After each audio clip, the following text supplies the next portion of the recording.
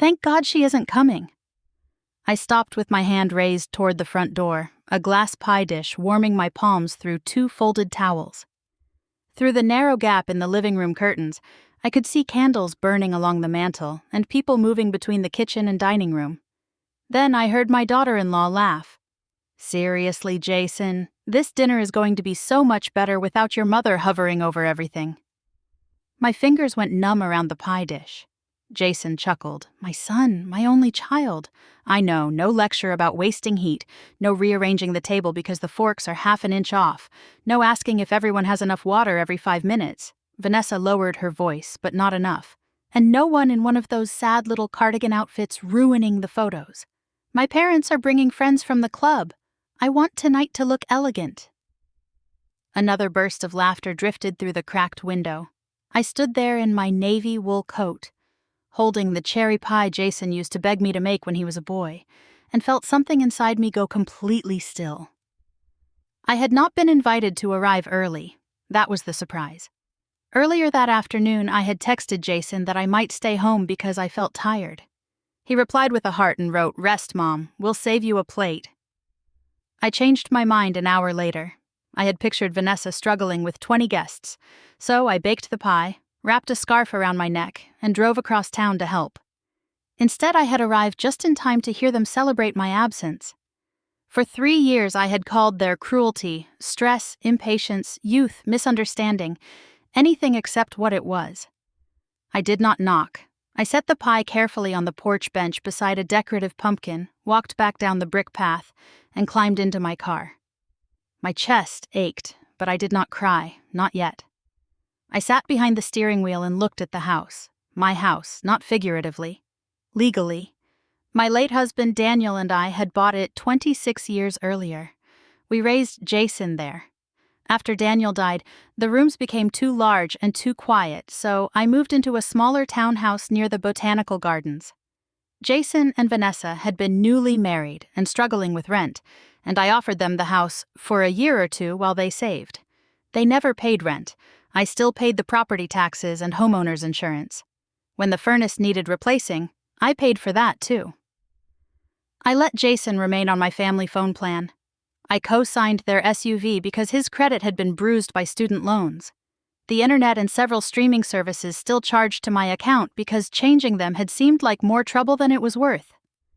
And the Thanksgiving catering, the elegant meal Vanessa had bragged about inside, was being charged to my credit card. I opened my banking app. The pending authorization from Bellamy Catering sat near the top of the screen. I locked the card. Then I called the number printed in the confirmation email and canceled my authorization for the charge. The woman on the line told me they could still deliver if someone at the address provided another method of payment. That will be their decision, I said. I drove home. I hung up my coat, sliced deli turkey onto rye bread, added mustard, and sat at my kitchen island. The sandwich tasted strangely good, maybe because no one was criticizing the plate I used. My phone rang 23 minutes later. Jason. I answered on the 4th ring. Mom? His voice was strained. Did something happen to your card? Yes. The caterer says the payment was reversed. They're outside with all the food and they won't unload it. Vanessa's parents are here. Everybody's here. I know. A pause. What do you mean, you know? I looked toward the dark kitchen window, where my own reflection stared back at me. I was on the porch, Jason. Silence. I brought you a cherry pie. The silence deepened. In the background, I heard Vanessa's voice rising, sharp and frantic, arguing with someone about deposits and embarrassment. Mom, Jason said slowly, you were here? I heard Vanessa call me an embarrassment. I heard you laugh. I heard both of you say how relieved you were that I wouldn't ruin your evening. He exhaled. Come on, it was a joke. It was a joke you were willing to make as long as you believed I couldn't hear it. Mom, please, we can deal with this tomorrow. Just unlock the card. There are 22 people here. No.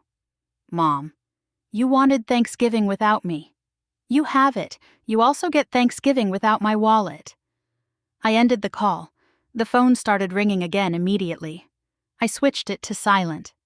For the next hour, texts appeared across the screen. This is humiliating. Vanessa is crying. Her dad had to pay for pizza. You made us look ridiculous. Then finally, you're taking this too far. Not one message said, "I'm sorry you heard that." Not one asked if I was hurt.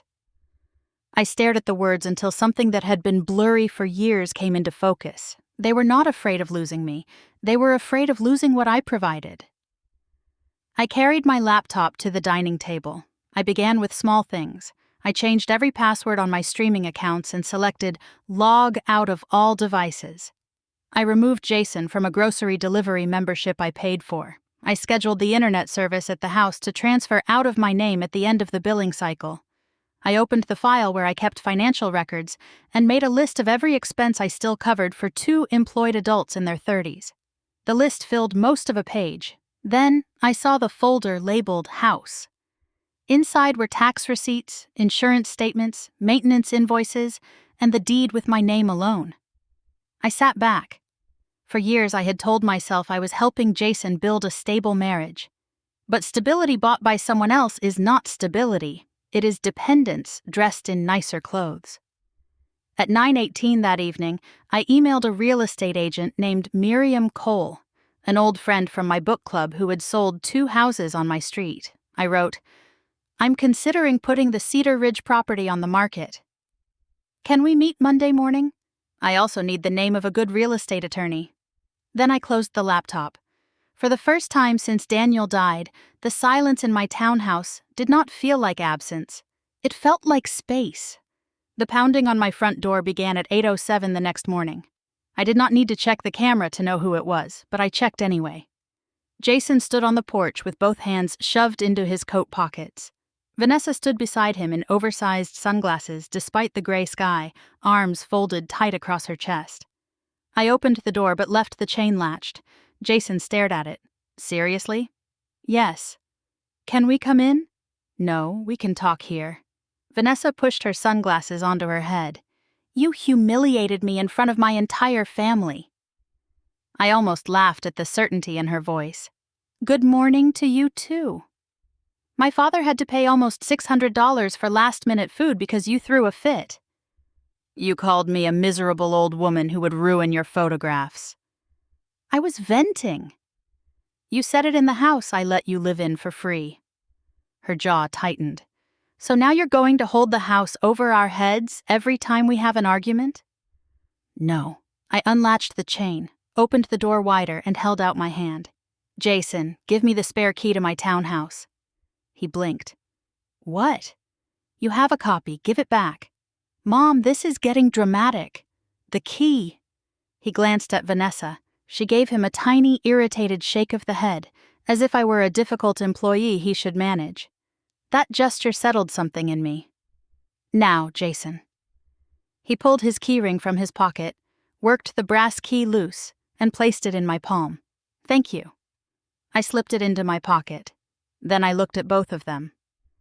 "I am meeting with a real estate agent and an attorney on Monday. I intend to sell the Cedar Ridge house." Vanessa's face emptied.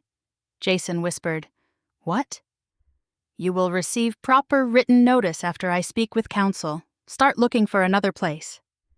Vanessa recovered first. "You can't sell our home.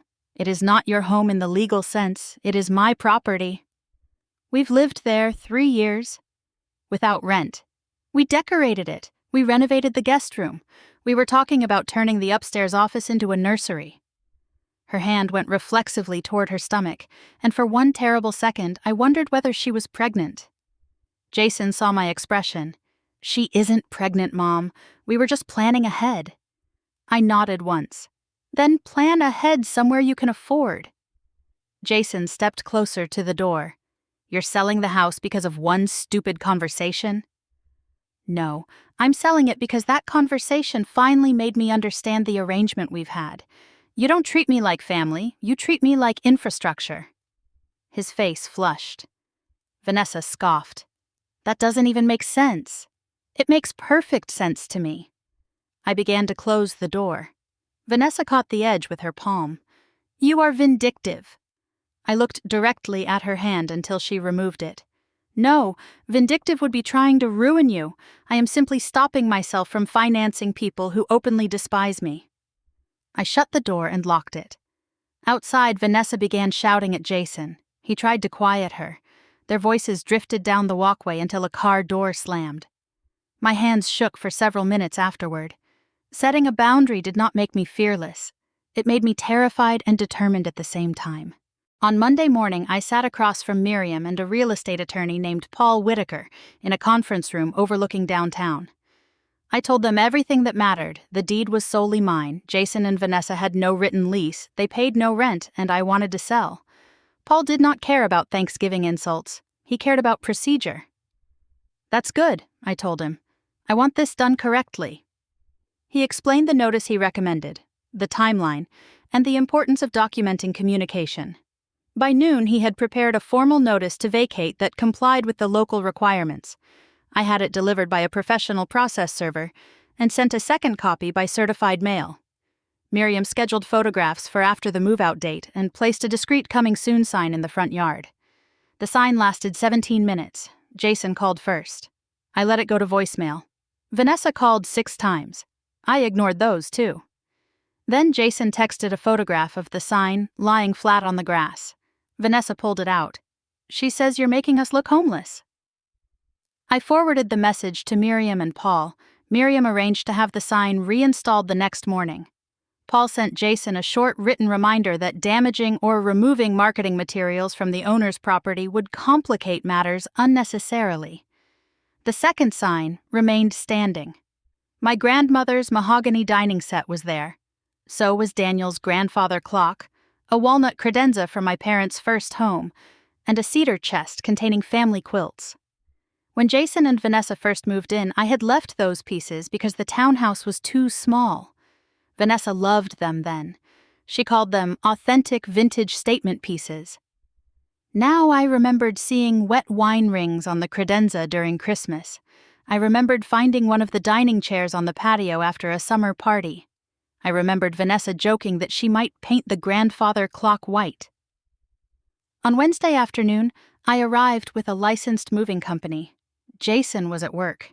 Vanessa had acknowledged the email with one sentence. Do whatever you want, you always do. She was supposed to be at a fitness class. I stood beside Daniel's clock while a mover removed the pendulum. They were carrying the dining table through the front door when tires screeched against the curb. Vanessa's white SUV swung into the driveway at an angle and stopped directly behind the moving truck. She jumped out in black leggings and a cream jacket, her face blazing. What the hell is this? I stepped onto the porch. You received notice. You're stealing my furniture. It belongs to me. Jason said the dining set would stay with us. Jason cannot give away property he does not own. She pushed past me toward the doorway. One of the movers stopped and looked at me, unsure whether to continue. Keep working, I told him. Vanessa spun around. Do not listen to her. Put the table back. The mover froze. I pulled the inventory from my purse. This is the list I sent you. These items belonged to my family before you married Jason. You gave them to us. I allowed you to use them. That's the same thing. No, it isn't. Her cheeks reddened. You're trying to strip the house before you sell it just to hurt me. I'm protecting things that matter to me. She pointed toward the truck. Then they're not leaving. Only then did I notice her SUV fully blocked the driveway. Move your vehicle. No. Vanessa. Call the police if you want. Tell them you're robbing your own son. You heard him. Move the SUV or I make the call. For a second, I thought she would force the scene to become uglier. Then she glanced across the street. A neighbor was standing near his mailbox. Another curtain shifted in the house next door. Vanessa hated losing control of how she appeared. You are unbelievable, she whispered. Move the car. You're going to die alone, Eleanor. The words landed hard enough to steal my breath, but I did not let her see it. I unlocked my phone. She cursed under her breath, marched back to the SUV, and reversed into the street. The movers finished loading. As the truck pulled away, Vanessa stood on the lawn with her arms wrapped around herself. I almost felt sorry for her. Almost. Then I remembered the porch. That night, Jason came to my townhouse alone. He looked exhausted. His collar was open, and there were gray shadows beneath his eyes. I let him into the entryway. "Vanessa said some terrible things today," he began. "She did. She's angry. So am I." He rubbed both hands over his face. "I don't know how this got so out of control." I stared at him. "It didn't get out of control, Jason. It got out of your control." He flinched. "We looked at apartments," he said. "Anything close to where we live now is expensive. Between the SUV, her cards, my loans, and everything else, we're tight." "You both earn good salaries." "We have expenses." "So do I." He looked around my townhouse as if noticing it for the first time. "You have money, Mom." There it was. Not "I miss you," not "I'm sorry." You have money. What are you asking for? A loan, security deposit, first month, maybe moving costs. 5,000 would get us settled somewhere decent. No, his head jerked back. "You didn't even think about it." "I have been thinking about it for 3 years. Mom, I'm your son. Yes, and I love you, but love is not the same thing as permanent financial rescue." He stared at the floor. I continued. "You watched your wife mock me and joined in because it was easier than defending me. Since then, every conversation has been about the inconvenience this causes you. You have not once apologized without attaching a request." His mouth opened, then closed. I softened my voice, but not my answer. "You and Vanessa need to learn what your life actually costs, when I am not secretly paying part of it." He swallowed. "So that's it? You're cutting me off?" "I'm ending subsidies. I am not ending my love for you." "It feels the same." "That feeling may be something worth thinking about." He left without hugging me. I cried after the door closed. I cried for Daniel. I cried for the little boy who once brought me dandelions in a plastic cup. I cried because boundaries do not erase love. Sometimes they expose how much love is still there, hurting beneath the anger. But I did not call Jason back. The next 3 weeks changed all of us. Jason transferred the phone bill into his own name. The internet at Cedar Ridge went dark for half a day until he opened a new account. Vanessa sold several designer handbags online. They listed the SUV and replaced it with a used sedan. Jason picked up freelance accounting work at night. I learned these things because he told me, not because I fixed them. His texts became shorter and less accusatory. "We found an apartment. We're packing Saturday. Can I keep Dad's old toolbox?" That last one made me pause. The red metal toolbox had belonged to Daniel, but Jason had used it beside him for years. "Yes," I wrote, "Dad would want you to have it. That was the first thing I gave him after Thanksgiving."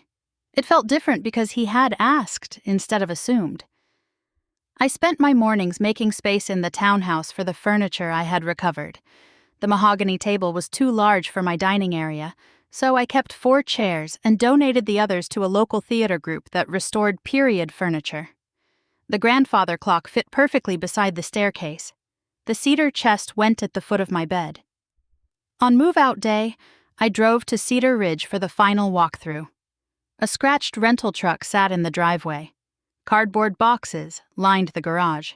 Jason was wrestling a mattress toward the truck while Vanessa carried a lamp down the front steps. She froze when she saw me. Her hair was twisted into a messy knot. There were no sunglasses, no polished smile, no audience. For a moment, we simply looked at each other. Then she said, "The kitchen cabinet under the sink has a loose hinge. It was already like that, but Jason tightened it." "Thank you for telling me." Her eyes dropped. I shouldn't have said what I said on Thanksgiving. The apology was so quiet I almost missed it. I waited. She inhaled. "And I shouldn't have said you'd die alone. That was cruel." "Yes," I said. "It was." She nodded, accepting the answer. "I was angry because I felt like everything was being taken away." "I understand." "That doesn't excuse it." "No." Another nod. She carried the lamp to the truck. I did not rush after her with forgiveness. I did not punish her by refusing the apology either. I simply let it be what it was, a first honest sentence after years of performance. Inside, the house looked enormous without furniture. I walked from room to room, checking floors, windows, appliances, and walls. In Jason's old bedroom, I found a small rectangle of blue paint inside the closet, where we had measured his height when he was 8. Vanessa had painted around it during the renovation instead of covering it. I touched the faded pencil marks. Jason appeared in the doorway behind me. "I told her not to paint over those," he said. I turned. He held a ring of keys in one hand. "Thanks." He looked toward the marks. "I was awful that night." I said nothing. I laughed because she was laughing. That sounds pathetic, but it's true. I've been doing that a lot, going along with whatever keeps things easy. Easy for whom? He gave a tired smile. Exactly. He stepped into the room. "I'm sorry, Mom. Not because of the house, not because of the money. I'm sorry I made you feel unwanted in a place that exists because of you and Dad." My throat tightened. That hurt more than you know. "I think I know now." He placed the keys in my palm. "We're out. Apartment's smaller than Vanessa wanted. Honestly, it's smaller than I wanted too, but we can afford it." "That matters." He nodded. Then, hesitantly, he hugged me. I held him for 3 seconds, maybe 4, before we both stepped back. It was not a magical repair. It was not a return to how things had been. I did not want how things had been, but it was a beginning built on truth instead of dependency. The house sold 18 days later. A young couple named Marcus and Lila bought it. They had a golden retriever, a toddler who tried to climb the porch steps by herself during the inspection, and another baby on the way. Their offer was above asking, but what stayed with me was the way Lila stood in the kitchen and said, "This feels like a house people grew up in." She was right. At closing, I signed the final papers without regret. When the proceeds reached my account, I paid off the remaining balance on my townhouse. I invested most of what was left and set aside a portion for long-term care so Jason would never have to become my financial plan. Then I made one decision Daniel would have loved.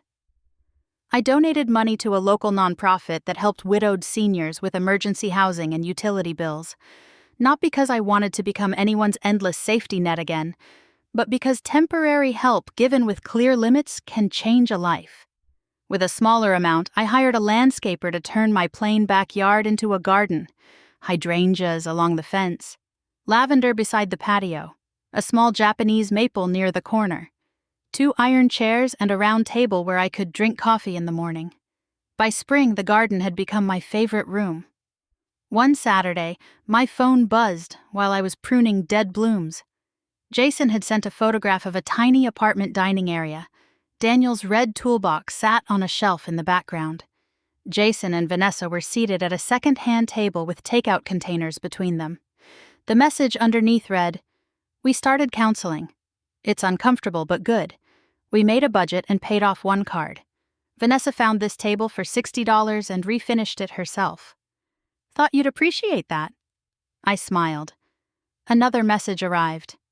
"Also, I owe you a real Thanksgiving dinner someday, one we pay for." I sat in one of the iron chairs before answering. So I wrote, "I'd like that. Start with the pie." 3 dots appeared, then vanished, then appeared again. Deal. "And Mom, I'm glad you came to the porch that night, even though I wish you hadn't heard us." I understood what he meant. If I had not heard them, I might have spent another 5 years paying bills, swallowing insults, and calling it family peace. I set the phone down. The grandfather clock chimed inside the townhouse, deep and steady, the same sound that had followed us through decades of birthdays, arguments, snow days, funerals, and ordinary Sundays. I thought about the woman I had been on Thanksgiving morning, the one who believed being needed was the same thing as being loved. She had stood on a porch with a warm pie and an open heart, hoping to make everyone else's evening easier. I still loved my son. I even believed Vanessa could become someone I might trust again someday. But neither of them had a key to my townhouse. Neither of them had my credit card number. Neither of them lived in a house I paid for while pretending it belonged to them. And strangely, those limits made the love that remained feel cleaner. No hidden bill beneath it. No fear holding it together. No obligation pretending to be affection, just choice. That morning, sunlight warmed the patio stones. Lavender moved in the breeze, and the coffee beside me had gone slightly cold because I had been smiling at Jason's messages longer than I realized. I took another sip anyway. For years, I had thought peace meant keeping everyone happy enough not to leave. I knew better now. Peace was knowing I could close my own door without guilt. Peace was helping when I wanted to, not because I feared what would happen if I stopped. Peace was hearing the people I loved say no, saying no myself, and discovering the world did not end. Most of all, peace was finally living in a home where I was not merely useful, I was respected, I was welcome, and I belonged there because it was mine.